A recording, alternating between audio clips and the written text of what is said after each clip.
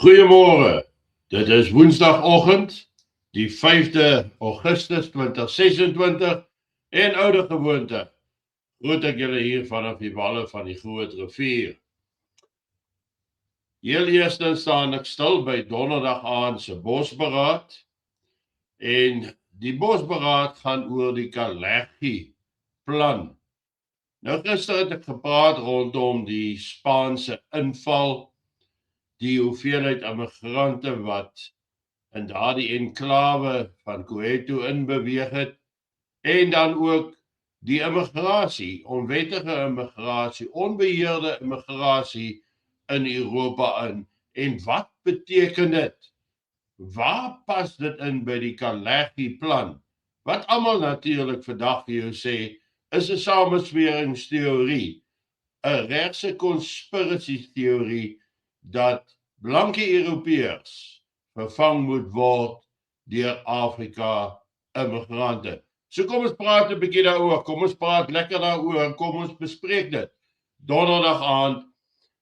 En dis natuurlik interaktief met al die kanaallede wat kan saamgesels en hulle insette vir my gee sodat ons agter die kap van die byl kan kom. Ek het al baie oor die jare gehoor van hoe mense betoog het teen Suid-Afrika in Londen. Spesifiek voor die Suid-Afrika huis wat daar by Trafalgar Square gebou is of staan daarso. 'n baie indrukwekkende, pragtige gebou, en dit was die versinnebeelding van 'n voorspoedige Suid-Afrika, 'n bakermat in 'n Londen waar 'n klein groepie gewys het waartoe hulle in staat is en wat oor soveel jare kon weerstand bied teen die aanslae van die liberale wêreld. En natuurlik ook dieselfde meesters wat die Kalergi plan bedryf, is ook die manne wat daar agter gestaan het. Elke dag was daar betogings voor hierdie ambassadegebou van Suid-Afrika, die Suid-Afrikaanse huis of Suid-Afrika huis, soos dit bekend gestaan het. Hier is 'n foto van hom, soos julle kan sien op Trafalgar Square. Baie netjiese, imposante gebou. Daar ook met sy vlagpaal en die landsvlag, en dan staan daar 'n opskrif bygeskryf wat sê die skande van Suid-Afrika huis. The shame of South Africa house.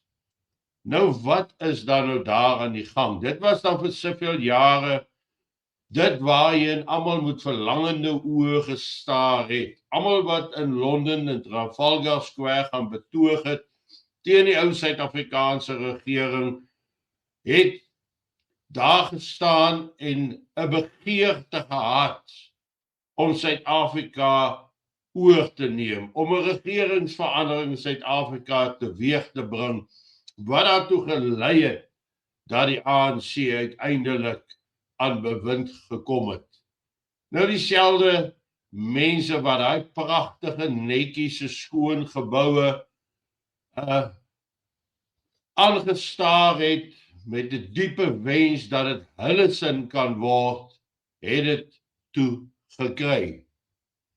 En nou, na 30 jaar, net soos alles anders in Suid-Afrika, is hierdie ambassadegebou nou onbewoonbaar verklaar. Want daar is geen onderhoud gedoen nie. Daar is geen stukkie verf aan mure gesit nie, niks is reggemaak nie, niks het herstel nie. So hierdie eense trots van Suid-Afrika is nou 'n vervalle, gevaarlike gebou. En was tot nou onlangs nog steeds die Suid-Afrikaanse ambassade in Londen. Dis 'n skreiende skande oor wat daar gebeur het. En dit is veral Gerard Papenfoos, die voorsitter van NIASA, en NIASA staan natuurlik vir die National Employers Association of South Africa, of dan NIASA in kort, en hy lig dit spesifiek uit, waar hy dan sê, South Africa House in London has been closed. This did not happen overnight. It's not just one building. Our embassy in The Hague sits abandoned with broken windows. The Auditor General found government's foreign assets have been mismanaged to the point of being uninhabitable.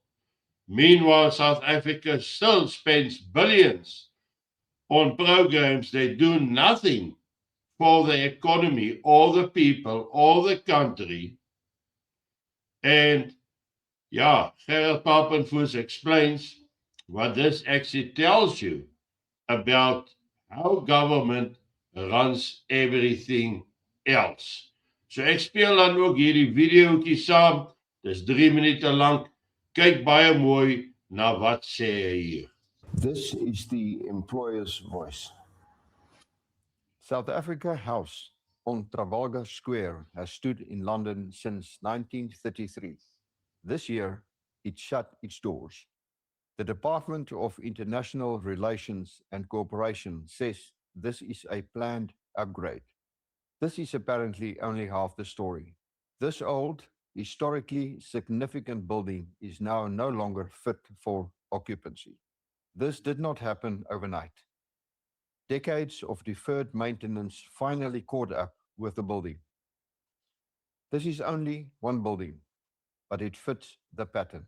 South Africa's embassy in The Hague sits abandoned with broken windows and no one attending to it. The Auditor General's own report on this department found that its foreign assets have been mismanaged to the point of being uninhabitable. This is not the opposition talking. This is government's own watchdog. This is a department that cannot account for the buildings it rents with taxpayers' money and does not believe it owes anyone an explanation. Meanwhile, South Africa is still spending billions on programs that do nothing for this economy. They can find the money for that, but they cannot find money to fix a leaking roof on a building that represents this country to the world. Why does this keep happening? Because our foreign missions have become a landing pad for cadres, not a professional service for the country. Officials who were removed from cabinet over corruption allegations get recycled into ambassadorships instead of facing consequences. One former minister let go over corruption scandals is now our ambassador to France. Career diplomats who understand trade get pushed aside for political appointees who are simply being parked somewhere comfortable on the taxpayer's account. Walk past the Canadian High Commission or the Indian High Commission near Trafalgar Square. They are maintained. They stand out. Then look at what is supposed to represent South Africa. You can judge a government by how it treats the things it is already responsible for. An embassy is supposed to be the shopfront of South Africa. A neglected, closed embassy tells every investor watching that this government cannot manage what it already owns, let alone what it wants to regulate next. Neglect is not confined to one embassy in London. It is how this government operates. I'm Gerard Papenfoos, Chief Executive of NIASA, and this is the employer's voice. En dis wat Gerard Papenfoos daar sê, dat Suid-Afrika eintlik is hierdie hantering, die onderhoud, gebrek aan die Suid-Afrika huis 'n toonbeeld van al sy ander pogings en dat hulle eintlik niks kan bestuur suksesvol nie. Suid-Afrika is nou net Afrika.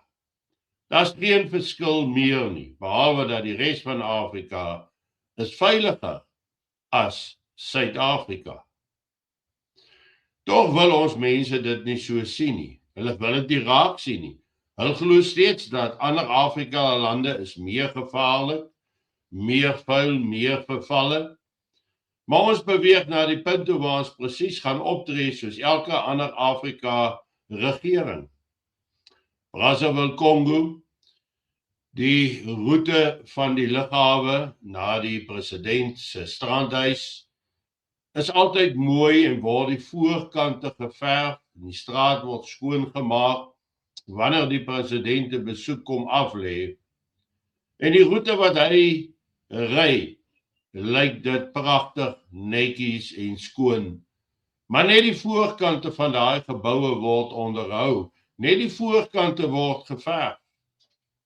En die agterkante en die strate wat daarop volg is vervalle en vuil. En dit is wat ons hier in Suid-Afrika ook sien. Kyk maar met die G20. Hulle het die strate waar langs die konvooie moet beweeg met die hoëgeplaastes in. Dit is onderhou, dit is skoon en reggemaak. Maar net vir die skyn, om te wys hoe wonderlik Suid-Afrika is, terwyl agter die skerms alles net eenvoudig in duie stort. Alles gaan agteruit, alles gaan verkeerd. Niks kan bestuur word en reg hanteer word nie. Die enigste lig op die horison is ons landbou, is die boeregemeenskap, waar daar nog vooruitgang is, privaat inisiatief wat koning kry, wat dinge reg kry, wat dinge laat gebeur. En nou wil hulle daardie plase en grond ook vat, om dit ook te vernietig, sodat daar uiteindelik totaal en al niks in Suid-Afrika oorbly nie. En of ek en jy dit nou wil weet of nie, ons sal vir ons oorlewing en voortbestaan moet veg. Dit raak elke dag duideliker en vir baie mense meer sigbaar, maar dit raak duideliker by die dag dat niks in Suid-Afrika gaan verander of gaan verbeter nie. En ongeag die optimiste wat deur soveel ekonome en mense na buite uitgestraal word, wys die werklikheid vir ons die teendeel van hulle argumente. Ons sal moet veg vir oorlewing en ons sal nie 'n keuse hê nie. Ons sal moet deelneem, betrokke wees, of ons wil of nie, want daar's nie 'n ander koers oor nie. Geniet vanoggend jou kondensmelk koffie en ek is môreoggend weer terug. Selfde tyd met julle, mooi loop, lekker dag.